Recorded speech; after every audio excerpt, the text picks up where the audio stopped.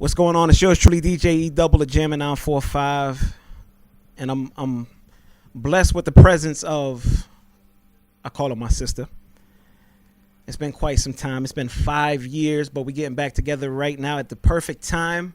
The lovely Miss Bia. How you feeling? What's T? I'm happy to be here. You know, Boston is a family thing. I'm just glad to be home, glad to be with familiar faces, people that really know me. So let's get it. 5 years. A lot of things have changed. Many things have changed. All right, let's start. Record label situations have changed. Made in a major way, in a big way. And I think I knew some of the things that were going on behind the scenes, and it was kind of frustrating seeing you in a predicament. So let's talk music versus the music business. Okay, so where should we go first?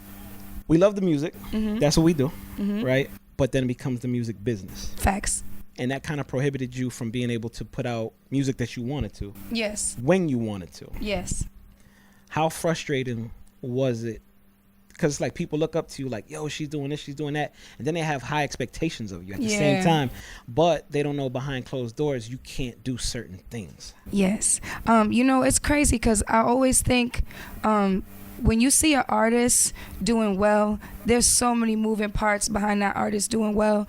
Or when you see an artist doing bad, it's usually not just all on that artist that's doing bad. It's like there's so many things that make an artist go and that make their career lucrative, or you know what I'm saying? So many things have to be on the same type of time to go make that go to fruition. So for me, it was just frustrating not having the creative control and not having the budget to allocate where I needed to do certain things that I know that needed to be done. And you know, you just gotta, when you're an artist, a new artist at that, you just gotta make sure you're around those people that really want to grow, help your business grow. And if it's not that, then you just shouldn't team up with them. And I feel like the success you had with the J Balvin record, with the Latin Grammy, then people have a certain expectation. Then the Russ record, which was phenomenal, but even at that, with that record, it was the right time and the wrong time. It was the right time to have a hit record, but then the world shut down. So it's like it was a gift and a curse, because I know you were supposed to go on tour with, it was supposed to be you, Russ, and Benny the Butcher. So how did that feel, knowing like you had the expectations like, yo, it's about to go up from here, I got one of the biggest records in the world, and now I can't even go tour off it? You know what's so crazy? I was disappointed at that time, but I wasn't like, oh, this is the end for me. You know what I'm saying? I was very much like, the same way I made that song, I'm going to make another song and another song and another song. Like, I don't ever look at one song like this is going to be the song that changes my life and then it's over. Like, you know, you got to really take everything with a grain of salt and just keep working, because that one moment is not going to be the last moment. And how about, and let's be clear, you're not a new artist. Not at all. I love when you being clear on that, because people think I'm a new artist all the time. I'm not a new artist, but I'm okay with people thinking that, because for some people it's their first time hearing me. Well, see, I knew from before, and even before we had like met personally, I had heard the name, heard the music and all that. So I knew that you had a base and people were rocking with you. But now, even when we look back then, look at where we were, all of us as artists and DJs, where we were. None of us were anywhere close to this. We were all wishing for this. So I think at that point, Stiz had he had the city right then, like in a Cobra Clutch. Millie's, Joyner, you, like we were all trying to find our way. And now look at where we've come, let's say like 5 years later.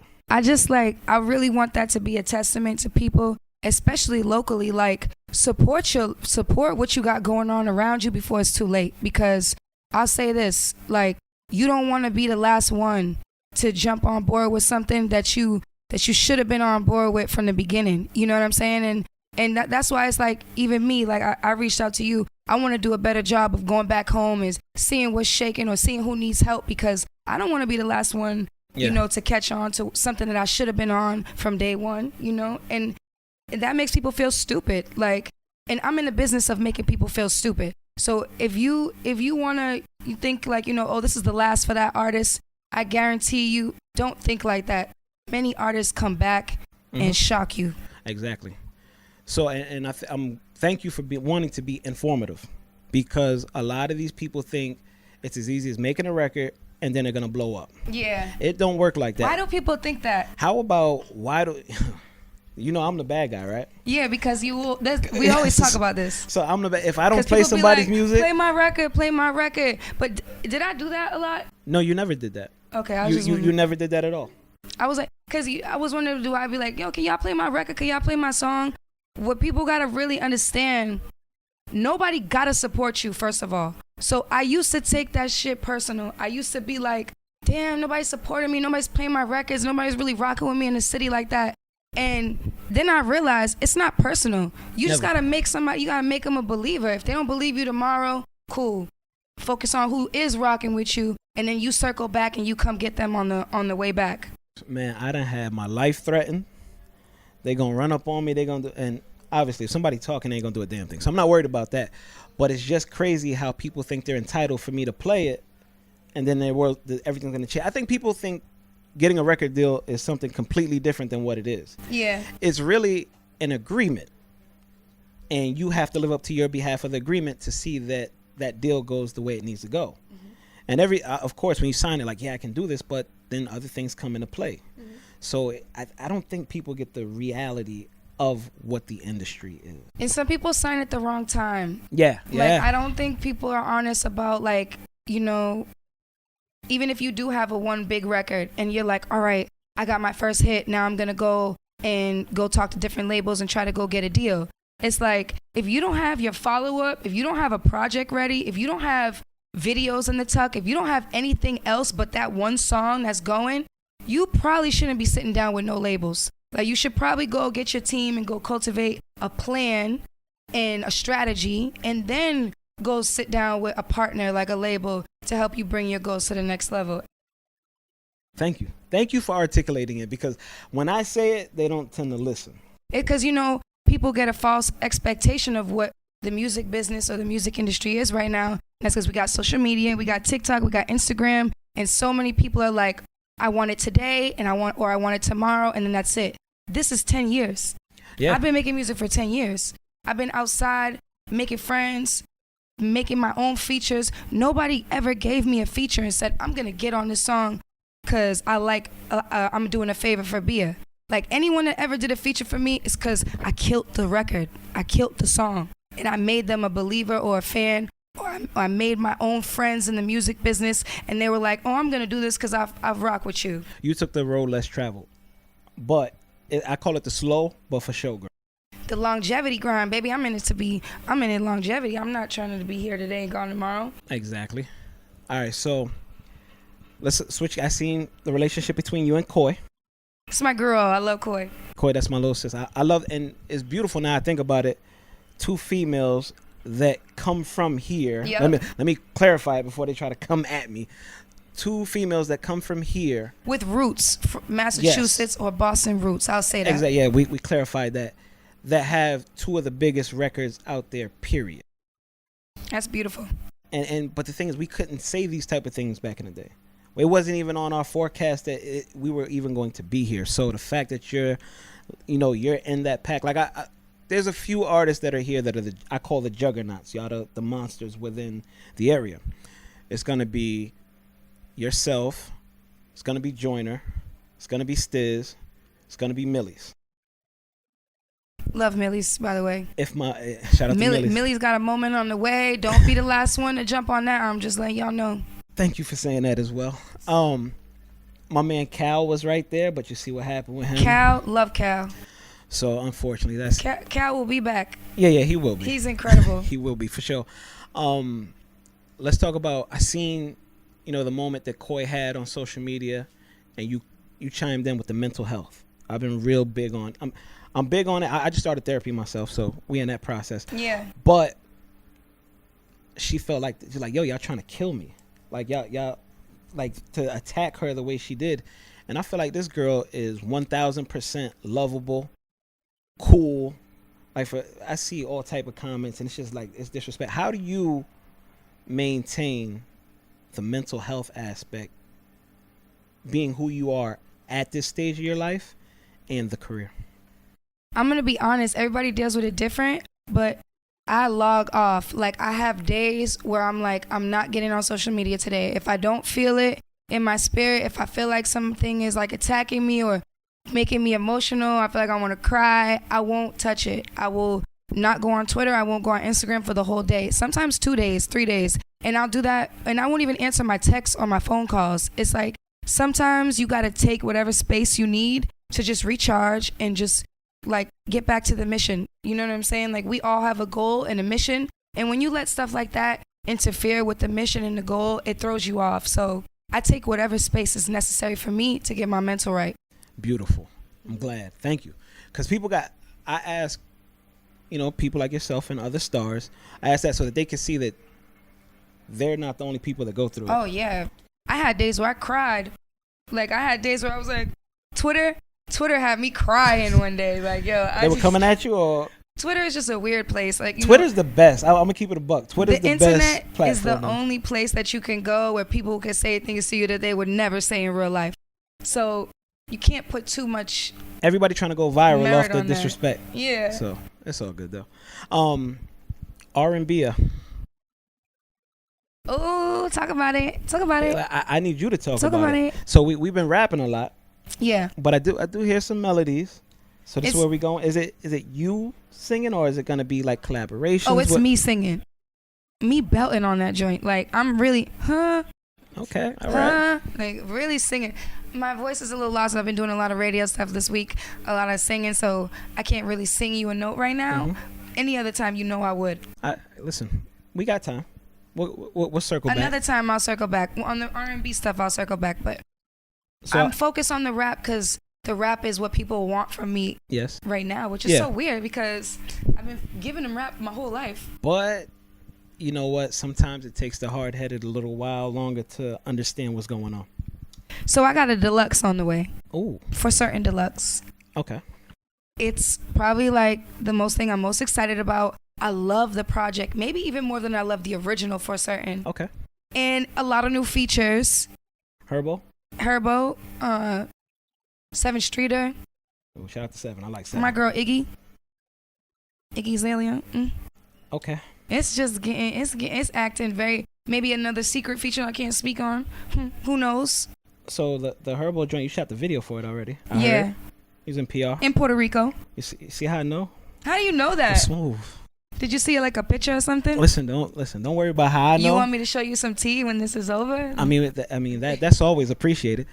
But I do my research, especially when it's people from here, because I feel the need to protect y'all and guide y'all in the right direction. And that's why we love and appreciate you for life. Like, I appreciate it. I get a lot of hate, but as long as I get it from y'all, I'm good. You get the love from the people that matter, and you know what? Like, you are running the launch pad. That's such a major, people don't really understand, like, that's such a major platform for just artists in general, because so many people have told me they've heard me on the radio in Boston before I was on the radio for real, and it was because of the launch pad. Yep. So I gotta hold you down. Mm-hmm. But see, I look at it like this. But you didn't play every song on the launch pad, you know what I'm saying? Yeah. Only my really good songs. People gotta know. I couldn't just go to you and be like, yo, play this freestyle on the launch pad. We don't do freestyle unless you come up there and really not freestyle. Play this original. It's my original freestyle on the launchpad. You be like, "Yeah, that song is not my favorite song, but I'll play this one instead." But see, look at that. You didn't get mad at me. You know how many people get mad at me? I made you another song that you couldn't even say no to. And there you go. Thank God. I'm glad you get it, and you never complained about nothing. I No. made everything. So you did it the right way. But there's people that I'm trying to tell you what I deal with, but it's all good. We're not gonna talk about that. But keep working, guys. Keep working. I'm looking at your nails. Oh, I'm so glad you asked. I heard that you might want to start a little something. So, y'all, I want to open a nail shop. All right. What's different about this nail shop, though? I want to open a nighttime nail shop. Only open at night. Why at night? Because there's so many girls that don't make it to the nail salon by 7 p.m. or by 9 p.m. And I really want it to be like a vibe. Like, I want you to come sit in my nail chair, kick back, listen to music, maybe like smoke your little hookah, whatever you smoke. Okay, that's what I was gonna say. The hookah. Now you sold it. They there. You know, some girls are gonna smoke hookah in the nail salon. Some girls are gonna smoke weed in the nail salon. Some girls want champagne in their salon, but I want it to be like a girls' party vibe. Late nights, we go do our nails, we talk shit, and check these nails out. Oh. You might want to zoom in on So them. I know you're talking about girls and all that. So can fellas pull up too? Cause Yeah. that's where the ladies gonna be. That may make sense. The fellas can definitely pull up, but come on, like this is really for the girls. That's baguettes on my nails. That's how we moving. We move different now. Yeah, it's different. My body is very different right now. A lot of things have changed. It's a whole lot of money in this. It changed for the good though. I'm glad to see you where you're at. It's a blessing for everything to come full circle. You got the records going, the projects out. We got the Lux coming. Deluxe on the way, remixes on the way, features on the way, everything's on the way. I know Millie's kicked me some bars for the whole lot of money. Really? Yeah. He got a little freestyle going to it? He told me not to say nothing, but yeah, he. Oh, I'm on his ass. Nah, yeah. Please do hit him. He gotta release that joint. He hasn't told me about nothing. He gonna let it go. Now, I mean, the cat's out the bag, so he got to let that fly. I'm all ears. I want to see. All right, so hold on. One last question before we slide up out of here. Where we at? Did the pandemic make you create different type of music? Because I say in the beginning, a lot of people, I think like the outside life and all that shut down to the point where everybody couldn't release music at a certain, you know, it's like, I felt like you had to really say something. Yeah. Did it make you go create some different type of records? Yeah, I will say this. The pandemic had me just be overall more grateful and just move with like a different, I can't really explain it. I wasn't on the same shit. Like, you know what I'm saying? Mm-hmm. Like, I felt like I couldn't, after everything we've went through during the pandemic, I felt like I couldn't just go out and just contribute to noise. Like, I had to, you know, like, carry a higher message, you know, move with like give some real content. Yeah, move with some real content and just give people like a realer person, like a realer view of me. And it's not so superficial and online, social media, like just really, because we all going through some real shit right now. Yep, real talk. All right, so I'm glad that we got to that point, but I'm also glad that the pandemic is easing up a little bit, and at the perfect time, the record is starting to take off. Me too. I'm so glad. So now you can really get it's like Best on Earth, like it stopped short because of the pandemic, but you got a blessing on the way out of the pandemic. Hopefully we're in the clear. Then now you got a whole lot of money, and now you're back on the road promoting this record, doing shows. I'll be headlining my own tour coming up like this year. Ooh. And a lot of festival dates like Lollapalooza, Rolling Loud, everywhere. I'm doing all 3 Rolling Louds, New York, LA, and Miami. You in demand. And those things come with a bag. Hello. Check cleared. Looking like check just landed. Well, Bia, I'd like to thank you for taking the time. Thank you for having me. I know, listen, it's an open door. You know it's an open door policy. You know for you. You know how we get.